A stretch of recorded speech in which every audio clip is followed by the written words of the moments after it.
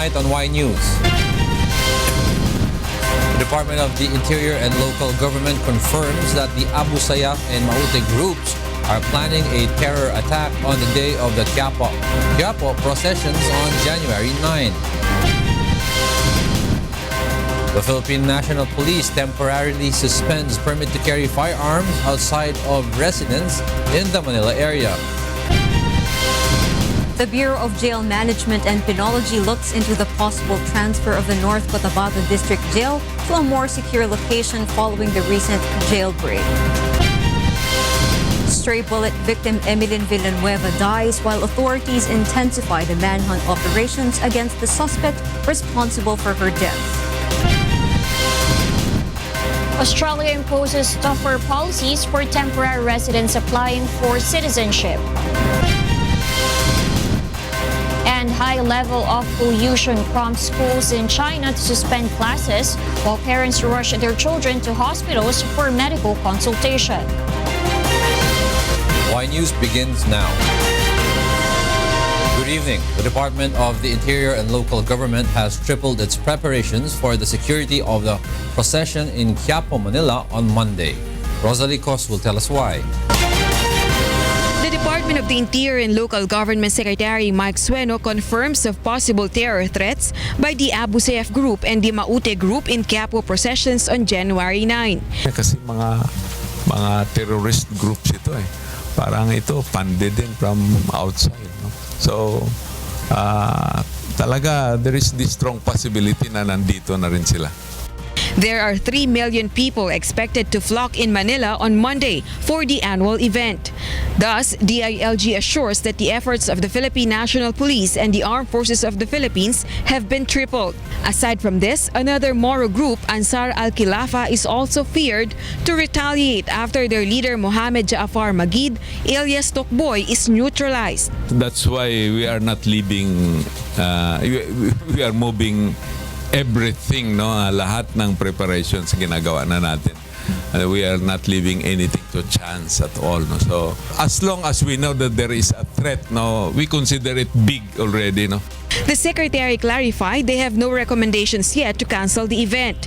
This will also be considered for discussions during the command conference of AFP and PNP with President Rodrigo Duterte. The government can advise, no? And talk to perhaps our church leaders, no? Kung talagang very strong ang threat, no? So depende man din sa sa presidente at sa mga security advisors natin. Or maybe tomorrow we will have the joint AAP PNP command conference. We will discuss that. Secretary Sueno appealed to the public to be alert and help in maintaining security by reporting suspicious people or things. Rosalie Cos, UNTV News and Rescue, Malacanang. The Philippine National Police temporarily suspends permit to carry firearms in Manila from January 8 to 10.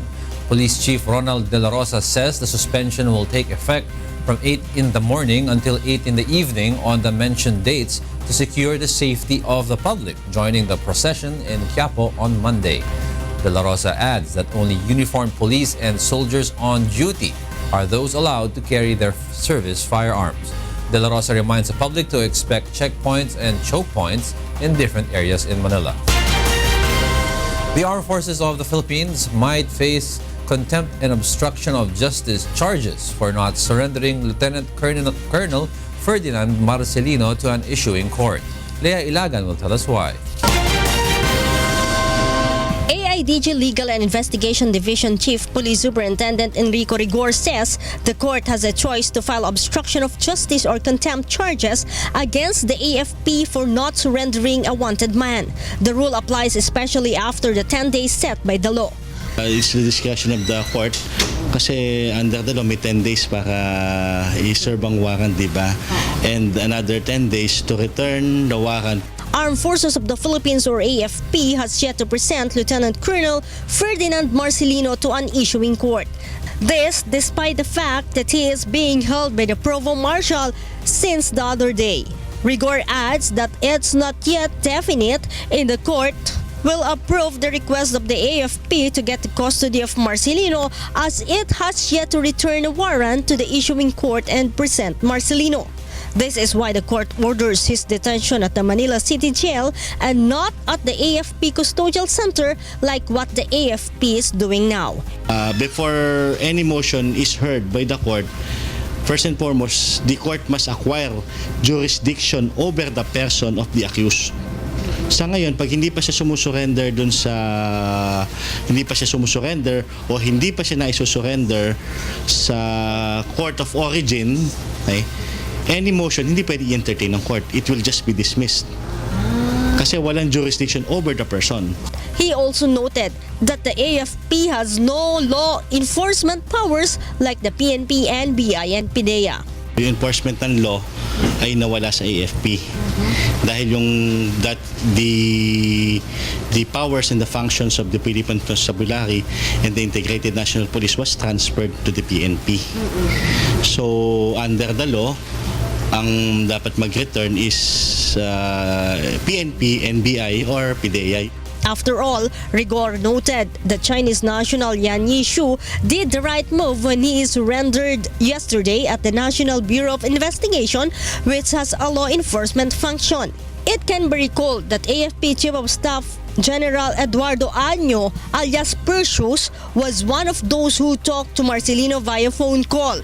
Marcelino was arrested on January 21 at the Celadon Residences in Santa Cruz, Manila, which served as a shabu laboratory. Confiscated was more than 380 million worth of shabu. Leia Ilagan, UNTV News and Rescue Camp Krame. The Office of the Ombudsman orders the dismissal from service of Commission on Higher Education or CHED Executive Director Julito Vitriolo after he was found guilty of grave misconduct and gross neglect of duty. Vitriolo was also found guilty of inefficiency and incompetence in the performance of official duties as CHED Director. The Ombudsman says Vitriolo failed to act on a demand to investigate and stop the diploma mill under a suspended memorandum. He also allowed pamantasan ng lungsod ng Maynila to issue transcripts and diplomas under a suspended education program. Aside from administrative sanctions, Vitriolo will also face a graft case before the Sandigan Bayan. In other news, the Bureau of Jail Management and Penology considers the transfer of the North Cotabato District Jail or NCDJ. Victor Cosari will tell us why. The North Cotabato District Jail has been housing several high-profile inmates like members of the BIFF, MILF, and other suspects in previous bombing incidents in the province. Authorities say some of the inmates were the target of the rescue operations that was launched yesterday by an armed group. After yesterday's incident, BJMP wants the jail facility transferred to a more secured area. Magiging wise na step na ilipat ang facility sa mas secured na area, of course. Yung area na kung saan not free pero at least medyo malayo lang din sa mga incidents na maaaring magdulot nga ng ganitong mga instances sa mga ganitong incidents. Now the facility is situated inside the provincial government compound. Although it is just a stone's throw away from the provincial police office, careful planning of the attack was successfully launched yesterday, leading to the escape of 158 inmates. The NCDJ has been attacked thrice already since 2007. Aside from security issues, space also matters now because the district jail that is only intended for 300 inmates is now catering 1,513. Also, the facility was not originally intended to be a prison facility. It was just renovated to serve such purpose. So, sabi nila from the past na it is not actually a design for jail facility. Parang naka-design ata siya for parang school, classroom ata. Also, the facility lacks equipment and manpower. Victor Cosare, UNTV News and Rescue, Davao City. Authorities intensify the manhunt operation against the suspect who fired his gun on December 31 and accidentally hit Emilyn Villanueva. Nelma Ribuhok will tell us why. 15-year-old victim Emeline Villanueva, who was hit by a stray bullet in the head, passed away last night after several days of confinement at the Jose Reyes Memorial Medical Center. The neighbors of the victim expressed sadness on her untimely death. Ang trabaho ng batang yan, aral, bahay. Mag-aaral, papasok, tapos ano niya yung mga kapatid niya, alagaan niya, pakakainin niya. Mabait yung bata yan. Wala po kaaway talaga. The mother and relatives of Emily meanwhile has called for justice. Sana naman makonsenso siya, sana sumuko na siya. Yung nagpaputok ng barel, total naman nakita mo wala na yan ako. Bigyan mo naman siya ng hustisya. Emily was the eldest of the 4 siblings. Her youngest siblings is only 5 years old. Malabon Mayor Lenlen Noreta personally visited her wake and promised to help in her burial. The local government is also looking into the possibility of helping Emily's parents send her siblings to school. Ngayon, it's very traumatic sa mga anak niya, sa mga kapatid ni Emily. Kasi nga panay bata pa, so I suggested nga to see a psychologist. Meanwhile, authorities are still looking for the suspect identified as Renato C. Jr. alias Totti, who was believed to have fired his gun to a watchman, the bullet of which was believed to have hit Emeline. Ang statement kasi nung tao para pinutok niya sa air pinutok niya sa nung magkita sila parang tinakot niya Police Senior Superintendent John Chua says that based on the testimony of a witness, alias Totti is also a suspect in a murder case in Caloocan. Nel Maribuhok, UNTV News and Rescue, Malabon City. Meanwhile, the transport group has filed a corruption complaint against LTFRB Chairman Martin Delgra and the agency's board members. Monokson will tell us why. The Alliance of Concerned Transport Organization or ACTO has filed before the Office of the Ombudsman complaints against LTFRB Chairman Martin Delgra and the agency's board members for allegedly violating the Anti-Graft and Corrupt Practices Act, Code of Conduct and Ethical Standards, and Administrative Code. ACTO says the LTFRB has addressed none of the petition they filed. This include their petition for a fare hike, extension of the validity period of franchises, and several others. It was in May and December of last year when ACTO filed a petition to increase by 50 cents the jeepney fare. But until now, there's no response from the LTFRB. Zero. Dahil ayaw niya makipag-usap, dahil nakakonsentrate siya doon sa utos ng Pangulo, na nakakonsentrate siya doon sa pagtuturo ng mga ibang ahensya ng mga region na nasakop niya na magturo kung sino yung mga nangungutong. Napabayaan ngayon yung serbisyo niya. Efren De Luna, President of ACTO, says the agency's negligence to respond to their petition for a long time can be considered an act of graft and corruption. De Luna adds that Delgra is too focused on addressing corruption at the expense of his other duties at the agency. Mon Hokson, UNTV News and Rescue, Office of the Ombudsman. The Land Transportation Franchising and Regulatory Board held a consultation with Transport Network Vehicle Service Operators to discuss complaints and other concerns in their operation. Some problems discussed were delays in the approval of provisional authority, long process of accreditations of TNVS, and the sudden implementation of a cap and surge pricing.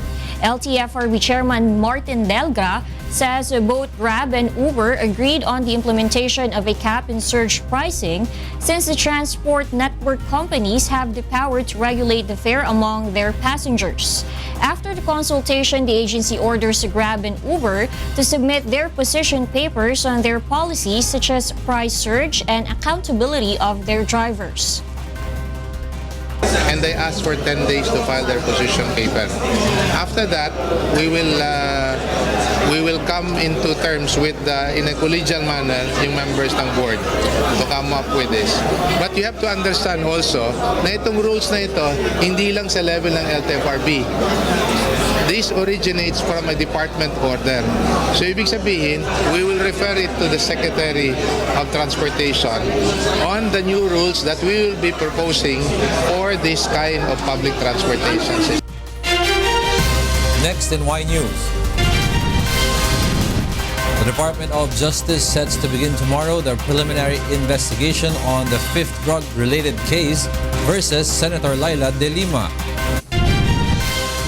Authorities showcased the maritime capabilities of the Russian Navy vessel in South Harbor, Manila today. And sugarcane workers escape and are rescued from alleged maltreatment in Hacienda, Luisita. Y News will be right back.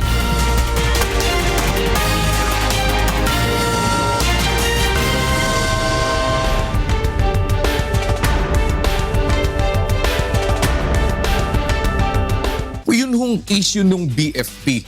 Kasi kausap ko nga dito si Chief Inspector Ian Manalo. Sabi niya, mas gusto nga namin yun maimbestigahan. This transaction nangyari ito noong 2015. What I did, sinulatan ko yung chief ng Bureau of Fire requesting yung kontrata. Kinumpute namin, it cost 6.2 million. Ginawa namin investigation to check kung merong collusion between the importers and then the Bureau officials. So, meron na tayong sinuspindi at kinakasuhan na 18 Bureau officials.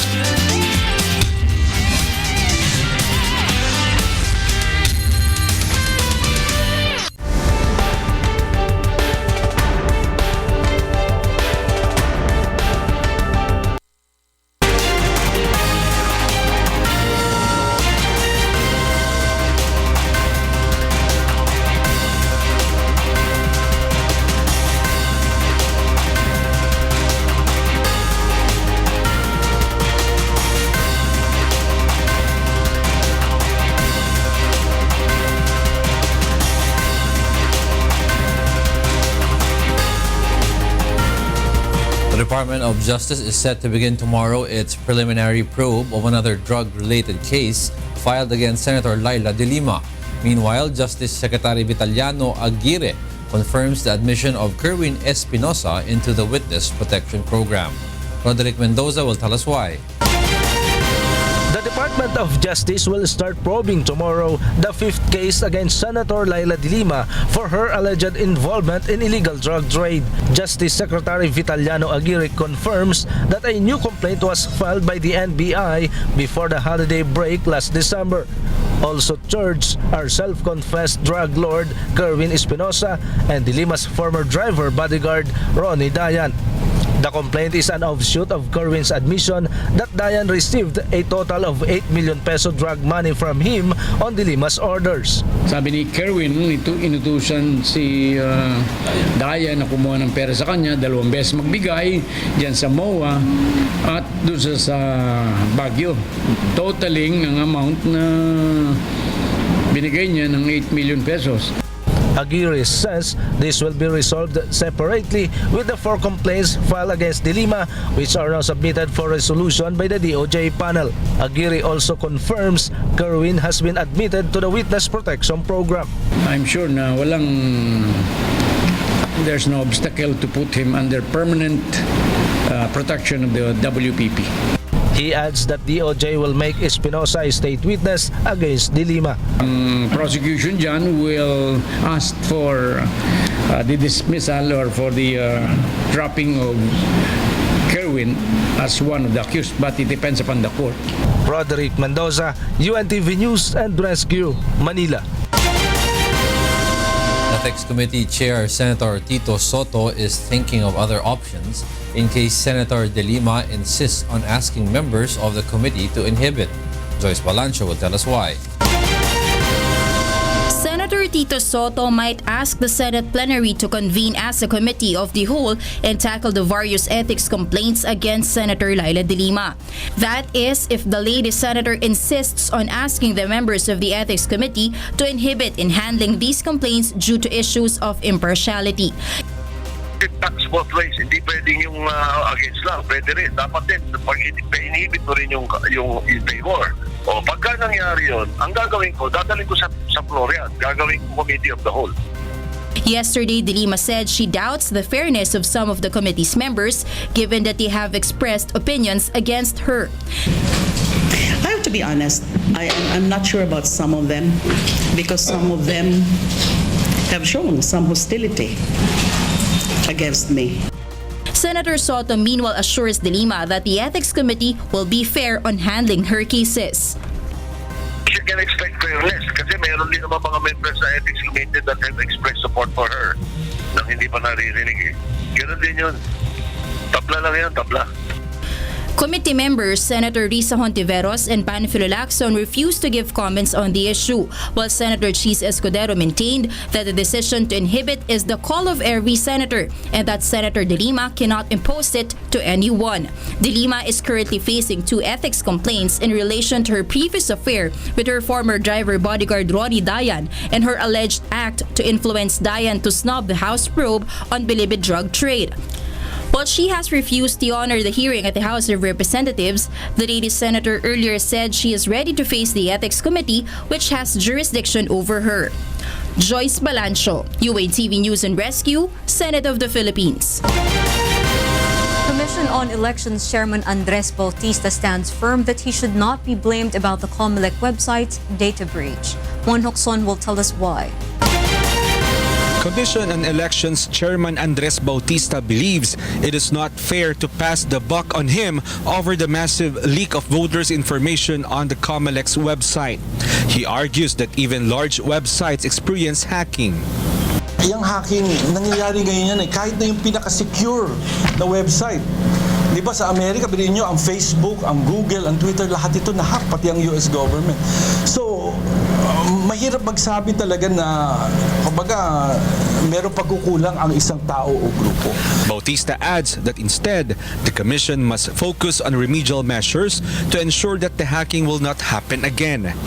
This, however, doesn't mean that he does not value the voters' information. Hindi naman sa binabaliwala ko yung data security at data. Kaya lang, at that point in time, kumbaga, marami kaming pinagtutuunan ng pansin. The National Privacy Commission had recommended that a case must be filed against Chairman Bautista for violating the Data Privacy Act of 2012 following the massive data breach last March 2016, where vital information of more than 15 million voters leaked, including fingerprints and passport data. Kailangan yung pag-iingat dito, no, yung prevention and mitigation, yun ang dinidiin ng batas na ito.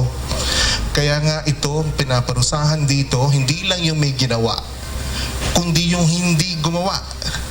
Kasi yun ang esensya ng batas, proteksyonan ang personal information ng ating mga mamamayan. Chairman Bautista is set to file a motion for reconsideration on the criminal complaint filed against him. Mon Hocson, UNTV News and Rescue, Quezon City. The Russian Navy vessel has been opened for public viewing today. Brian De Paz will tell us why. Spectators flock at Pier 15 of South Harbor in Manila today, where the Russian Navy vessel is docked. The vessel has been opened for public viewing today in order to showcase some of its marine capabilities. Big media cameras were not allowed inside the vessel except for cell phone cameras. Some of those who got inside the warship had different reactions after seeing the search and rescue equipment of the vessel and other equipment. Napakasaya po. Walang kasi sa kabila ng marami naman silang bansa na pupuntahan ay isa tayo na napili, ang Pilipinas po na dalawin nila. Bilang isang parang turista doon sa loob, feeling ko turista talaga ako kasi first time ko talagang makakita ng ganyan kagandang mayang barko na yan. Nagulat kami na ayun pala yung laman yun, doon pala yung mga tao, kung anong ginagawa nila. This afternoon, the Russian Navy together with the Philippine Navy led the wreath-laying ceremony at the Rizal Monument in Luneta Park. It's our professional and moral duty to pay our deep respect to your national hero. We deeply respect your country, your heroic history, your national heroes. So it's a must for us. The Russian government believes that the Philippine-Russia alliance is significant, and so the Russian ambassador assures that his government will do its best to achieve a long-term strategic partnership and stronger friendship. They hope that President Rodrigo Duterte will visit their country. We expect His Excellency President Rodrigo Duterte to pay an official visit to Russia. It will be a milestone in our bilateral relations. Brian De Paz, UNTV News and Rescue, Manila. The Association of Southeast Asian Nations and China target to complete the framework for the South China Sea Code of Conduct this year. Rosalie Cos will tell us why. The Department of Foreign Affairs confirms the inclusion of South China Sea dispute in the ASEAN 2017 agenda. One of the priorities of the ASEAN summit that is being eyed for completion this year through the cooperation of ASEAN and China is the framework for the Code of Conduct among claimants of the South China Sea and peaceful resolution of the territorial disputes. In fact, one of our main goals this year, in cooperation with China, not only Philippines but ASEAN and China, is to try and arrive at a framework for the Code of Conduct for the South China Sea by the end of the year. That will be one of our main priorities. The official also says that the Hague ruling need not be discussed in ASEAN 2017 since it is already considered as international law. The government is looking forward to pleasant ASEAN meetings and conferences of world leaders in various issues, including the South China Sea, though DFA considers it a challenge indeed since there are reports of continuous militarization of China in the disputed areas. Well, we certainly hope we will have a pleasant scenario during our chairmanship, but we will be guided by our national interests. We'll also be guided by the concerns of our ASEAN colleagues, and we will talk to China in a way where we will push forth our interests, just as we expect China will play theirs, put forth theirs, and we will see how we can discuss that. Aside from the maritime dispute, various issues will also be discussed, such as maintaining peace and stability in the region, fight against terrorism and illegal drugs, disaster resiliency, and economic growth in the region. On January 15, ASEAN 2017 will be formally launched in Davao City SMX Convention Center. Aside from Davao City, ASEAN meetings and conferences will also be held in Manila and Clark, Pampanga. The Presidential Communications Office is tasked to be the lead committee for media affairs and communications to inform the public on the importance of ASEAN for the region. The ASEAN 2017 is one of the international events to be led by the Philippines under the Duterte administration, aside from the Miss Universe 2016 beauty pageant. Rosalie Cos, UNTV News and Rescue, Malacanang. The Department of Social Welfare and Development Region 3 is set to investigate the local officials in Kalumpit, Bulacan over the agency's Cash for Work program. Marge Navarro will tell us why. Residents of Kalumpang in Kalumpit, Bulacan has sought the help of the Department of Social Welfare and Development for what they claim as a wrong implementation of the Cash for Work program in their barangay. This involves the wrong process of distribution of the fund. They cite as example the inclusion in the list of a 2-year-old child and deceased resident. Nagtaka ako bakit 2 years old ang tatanggap. Ano malay ng 2 years old? There is also a case of a couple who both received money from the agency. DSWD says the process is wrong since only one representative per family can receive funds from the Cash for Work program. Meanwhile, the chieftain of Kalumpang says they are just following orders from the municipal office. Pasensya na po kayo kung ako man po lumapit sa Region 3 dahil ang kasagutan daw po dito daw po sa DSWD. Itinugon naman po, nasa inyo pala manggagaling ang pamamahala na ibababa naman po ninyo sa DSWD para ibaba naman sa aming mga kabarangay ko. Sana naman po, Mayor, maaksyonan na po ninyo tong naing ng aking barangay. DSWD will also investigate the alleged distribution of coupons of the local government of Kalumpit. Hindi kami nagbibigay ng coupons. Hindi ko alam kung bakit sila namimigay ng coupons sa Kalumpit. Gusto ko maliwanagan. The program in the barangay started in 2015 after Typhoon Lando hit the area. Each family receives 1,310 pesos for a 5-day work they did on a government project. DSWD vows to immediately resolve the problem. I-inform natin sila at i-provide ng report ngayon para sa ganon gumawa sila ng aksyon doon sa ibaba at maimbestigahan po iyan. Marge Navarro, UNTV News and Rescue, Philippines. Workers in the sugarcane fields of Hacienda Luisita have been rescued from alleged maltreatment. Ray Pelayo will tell us why. More than 50 sakadas or sugarcane workers are now at the Department of Agrarian Reform after escaping from Hacienda Luisita.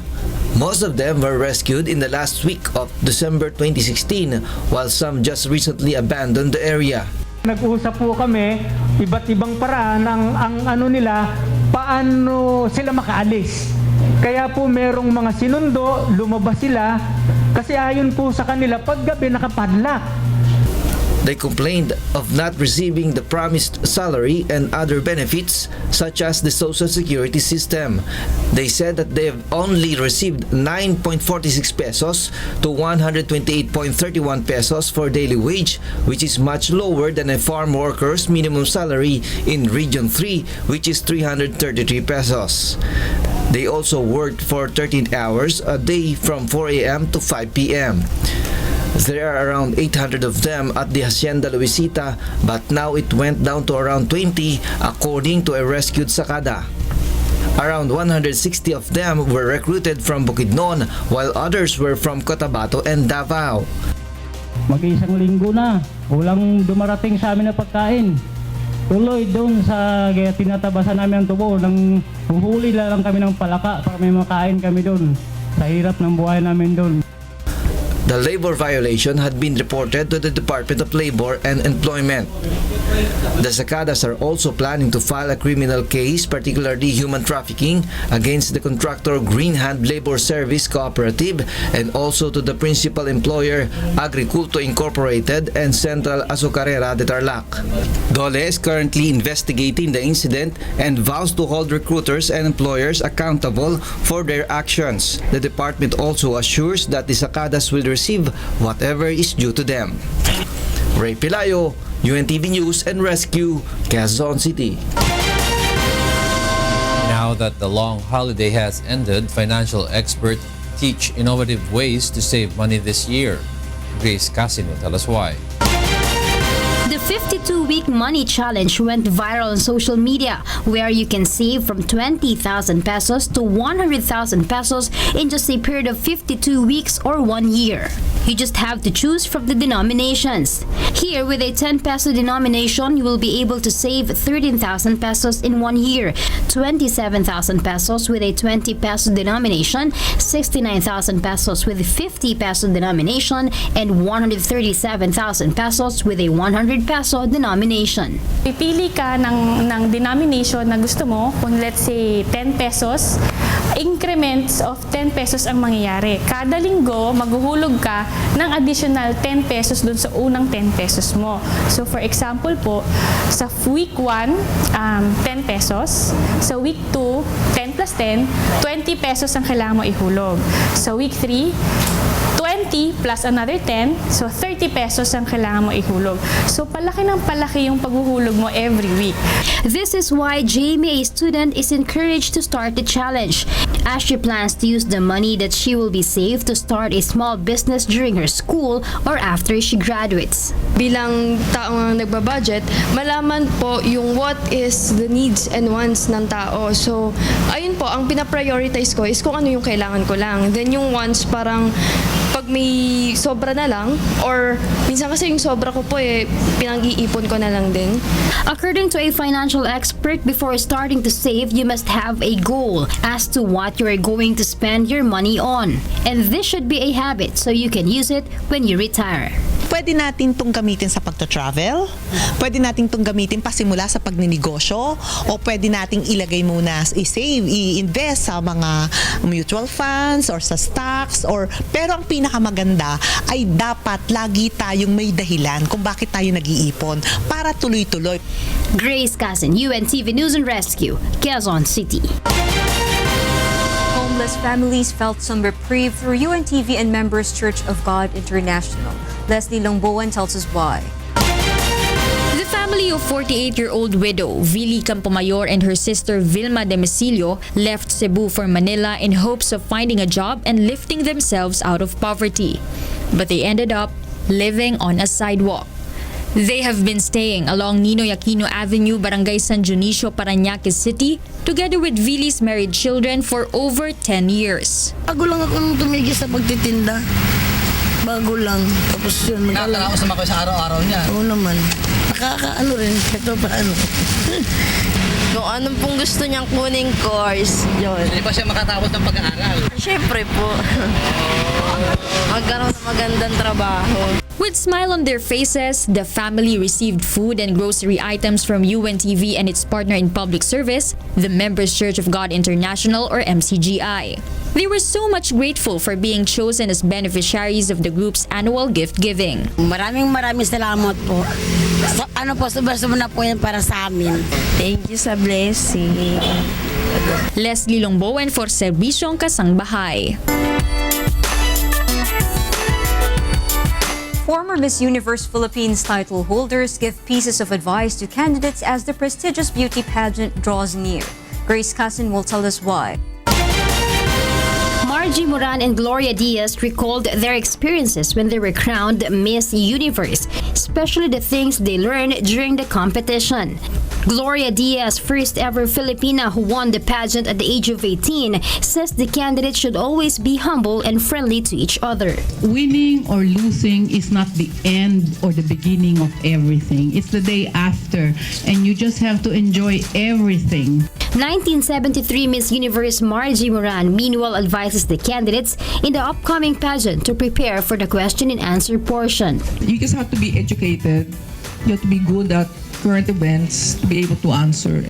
All 88 candidates are still preparing for the pageant night, which will be held on January 30 at the Mall of Asia Arena at 8 in the morning.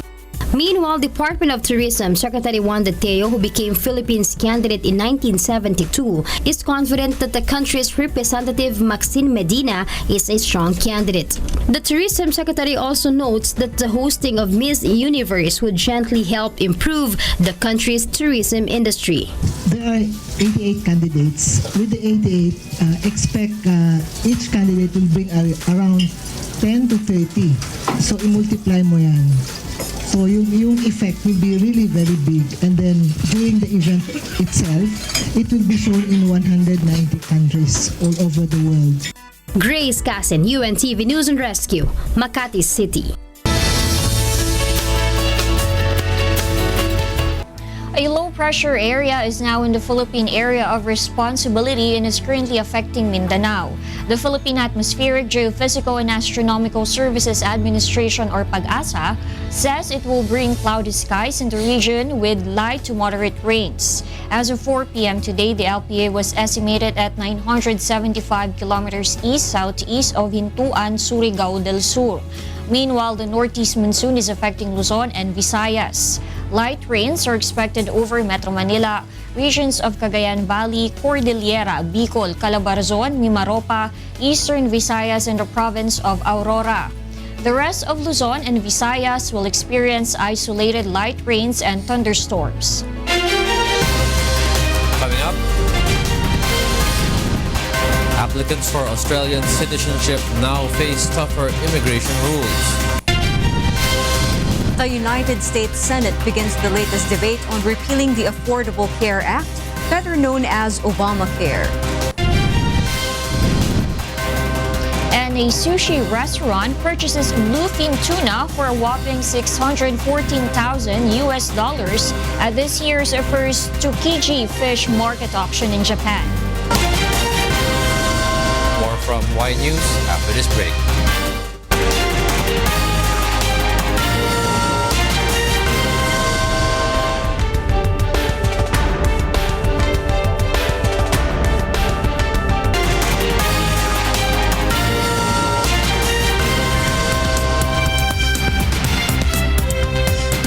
Applicants for citizenship in Australia should prepare for tougher policies imposed this year. Abel Siliano will tell us why. Immigration Minister Peter Dutton proposes to toughen citizenship testing and make it more rigid for migrants who want to become Australian citizens. Dutton explains that this issue is an important topic to focus on as he wants those aspiring to become Australians possess the capability to integrate well to Australian society. This includes learning proper English, educating their children, as well as welfare dependents. He also mentioned that this step will help in preventing terrorists and taking advantage of migration pathways. Temporary residents in the country who wanted to become citizens expressed their views about the immigration minister's statement. Kung nakakabuti naman sa mga naninirahan dito at sa aking pamilya, okay lang sa akin at wala akong question doon. Bilang residente dito ay obligasyon po natin na sumunod sa magiging batas na ipairal ng bansang Australia. Actually, nagpaplano na po kami mag-apply ng citizenship. Tapos, yung pagbabago na sinasabi nila, wala naman pong magiging problema sa amin. Kung ikabubuti naman ng resident dito sa Australia, lalong-lalo na sa mga anak ko, so okay lang din po. This talk about examination was implemented during the Howard government, and the test covered Australia's history, government, traditions, geographical setting, and even things about Australian sports. Civic duty and responsibilities were added in the test after 2 years when Rudd administration started. Examinees must be able to answer at least 15 out of 20 questions. Immigration Minister Peter Dutton believes Australia should look at Switzerland as a potential model where there is a sponsorship program and fellow citizens to vouch for applicants. Abel Ciliano, UNTV News and Rescue, Perth, Australia. Schools are suspended and parents begin queuing at hospitals to seek medical help for their children in fear of developing some respiratory diseases. Dulce Alarcon will tell us why. Fog and smog continued to blanket central and eastern China on Thursday, causing schools to suspend outdoor activities. China's National Meteorological Center continued to issue an orange alert for smog and downgraded an alert for fog from red to yellow at 6 a.m. in parts of central and eastern China, including the capital, Beijing. 基本上就是带着孩子基本上都不出门了吧，算是家里用的就是那个空气净化器，基本上窗户很少开也。 Sia is on her way to hospital with her daughter, who she says has been coughing regularly for past few days. Outside the New Century International Children's Hospital, people were flocking for medical treatment. Among them was 29-year-old Zhang Shuo with his 4-year-old son who has been suffering from a fever. 我最近感觉胸很闷，所以我戴口罩了。平时都是孩子戴，我是不戴的。但是我现在感觉身体状况不太好，所以我也戴口罩了。 Dong Jianxia, his 4-month-old son, is also suffering from the pollution. 这1个月之内总是反复，咳嗽喘，一直在反复，都没好利索。 Pollution alerts are common in northern China, especially during bitterly cold winter when energy demand, much of it met by coal, soars.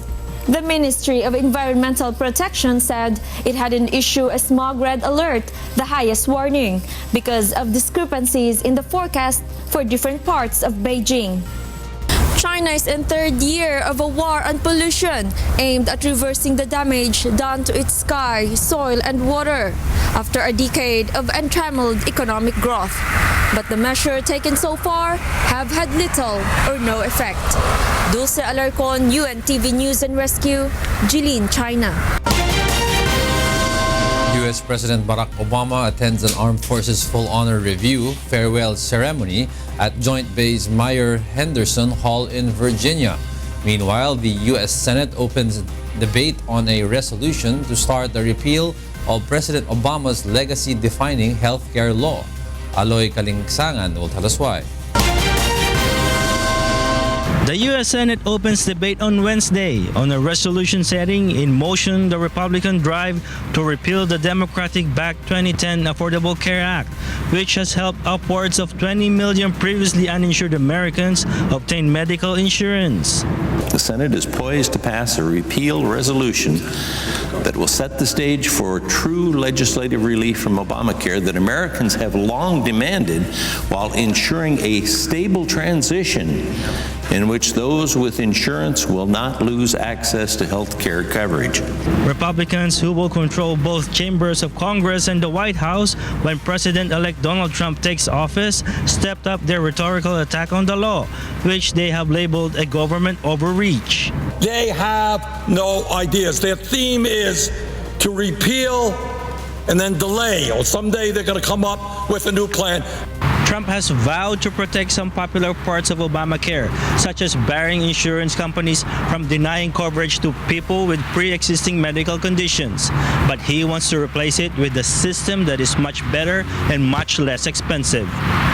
Meanwhile, U.S. President Barack Obama bid farewell to U.S. Armed Forces Wednesday at a ceremony at Joint Base Mayor Henderson Hall in Virginia.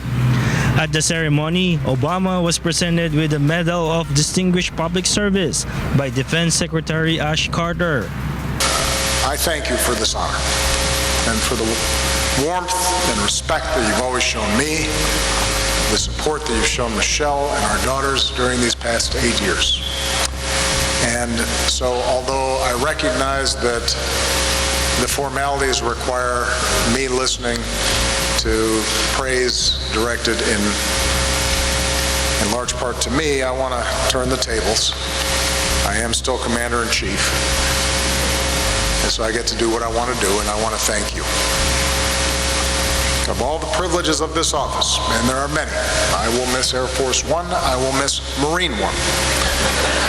But I can stand before you today and say that there has been no greater privilege and no greater honor than serving as the Commander-in-Chief of the greatest military in the history of the world. Due to take office on January 20th, Donald Trump campaigned at times to dismantle Obama's nuclear deal with Iran and to reimpose sanctions Obama eased on Cuba.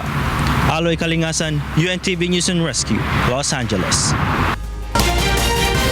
In the midst of economic and political crisis, Venezuelan President Nicolas Maduro names legislator Ramon Lobo as the new economy czar and former Citgo official Nelson Martinez as the new oil minister. RC Reyes will tell us why. Venezuelan President Nicolas Maduro on Wednesday shuffled his cabinet by naming a new economy czar to oversee the OPEC country's decaying socialist system and a new oil minister to confront the economic difficulties caused by low oil prices. The country suffering from a triple-digit inflation, Soviet-style production shortages, and increasing street protests as a combination of dysfunctional state controls and low oil prices. Economist Ramon Lobo will assume the dual roles of finance minister and economy vice president. Nelson Martinez will take on the role of oil minister. Economists say Venezuela's economy will not return to growth until it lifts corruption-riddled exchange controls and dysfunctional price control system and rolls back hundreds of nationalizations that have left many industries unproductive. Arce Reyes, UNTV News and Rescue, Latin America. 6 airlines canceled flights to and from the airport in the capital city of San Jose, Costa Rica on Wednesday after an eruption of the Turrialba volcano. The volcano spewed gas and ash over various parts of San Jose, including the Juan Santa Maria International Airport. 14 outbound and 16 inbound flights were canceled, and airlines affected include JetBlue, American Airlines, United Airlines, Spirit Airlines, Alaska Airlines, and Nature Air. Las aerolíneas tienen sus propios protocolos y ellos saben hasta dónde pues pueden volar en condiciones seguras. Cuando hay una nube de ceniza que los hace pensar que puede arriesgar de algún modo su equipo o el usuario, pues toman esas decisiones de cancelar.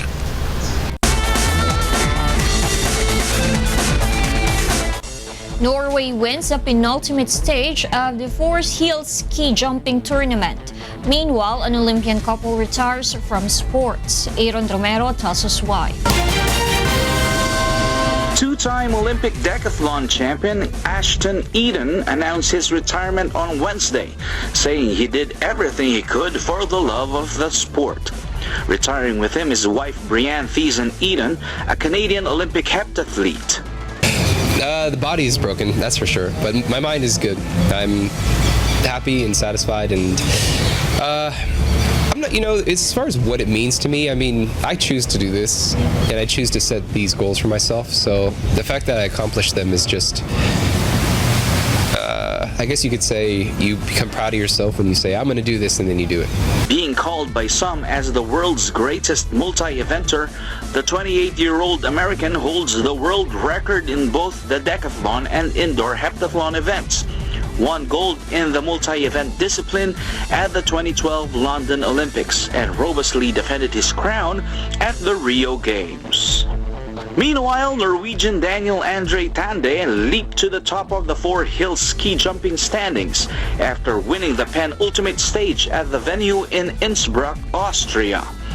Another Norwegian ski jumper, Robert Johansen, finished second and Russia's Evgeny Klimov placed third. Tande now possesses 710.3 points in the standings, just ahead of Poland's Olympic champion Kamil Stoch, who was fourth on Wednesday. The final event happens at Bischofshofen, Austria, tomorrow, January 6. The Four Hills Tournament, or the German-Austrian Ski Jumping Week, is a ski jumping event comprised of 4 World Cup events being held in Germany and Austria each year since 1952. Aaron Romero, UNTV News and Rescue, New York. Samsung Galaxy Note 7 lovers will soon find out what caused some of these smartphones to catch fire. Nina Armilio will tell us why. Samsung Electronics America's president and chief operating officer Tim Baxter said on Wednesday the South Korean company was doing everything to make sure the problems with Galaxy Note 7 do not reoccur, and said the results of a probe into the smartphone fires will be made public very soon. As you know, this year was a challenging year for Samsung.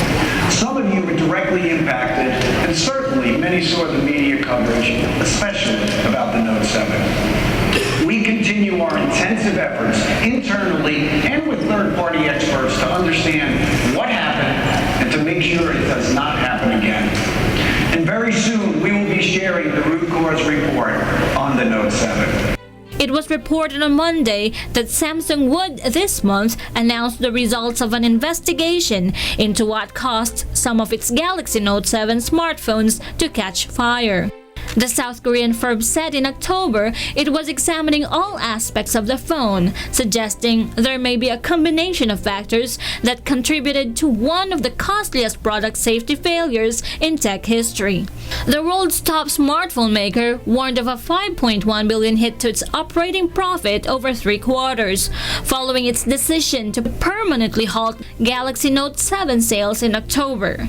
Investors and analysts have said it is critical for Samsung to identify the root cause of the fires in order to rebuild consumer trust and avoid repeating the same mistakes.